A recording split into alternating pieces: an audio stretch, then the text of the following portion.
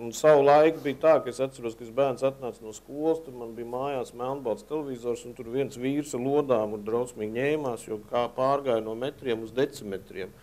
Un es gribu teikt, ka mēs visi būsim vecie tēvi, ticiet mums, ticiet man, būs vēl atkal vīra lodām, lai būs kaut kāds jauns kastes jāpērk, jo jūs labi atceraties, kāds izskatījās mobilais telefons, bija tāda milzīga kaste. Tagad viņš ir... Cikot normāla evolūcija, ja? 75% iedzīvotāji šī, teiksim, digitalizācija vispār neskar. Tā kā šobrīd mēs runājam par 25% iedzīvotāji, protams, kur mums ir svarīgi, viņi ir pietiekoši lieli mūsu skatītāji, bet es domāju, nekāda apvērsuma valstī nenotiks. Vienkārši notiks tāda mājasemniecības inventarizācija, ka iespējams daži šie 25% pārvērtēs, vai viņam vajag vienu mājā televizoru, vai varbūt sakarā digitalizācija viņam ir divas, jo pavērās vairāk kanālu iespēju. Mainās izplatīšanas veids, vienkārši bija analogais un tagad digitālais.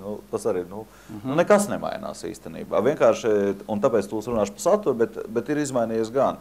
Jums var vairāk piedāvāt televīzijas kanālus jūsu televizorā. Tas ir tā lielākā izmaiņa. Un kvalitāte noteikti. Jā, un kvalitāte. Un tas lielākais, kas tagad ir noticis tas, ka visiem kanāliem jāsāk kļūt no širpatrebu kanāliem. Es pat nezinu, kā latviski to pateikt. Uz kaut kādu tomēr... Šauras profilēšanās kanālu. Mazliet šaurāka profilēšanā. Bet tas nenozīmē tā, ka tu sāc...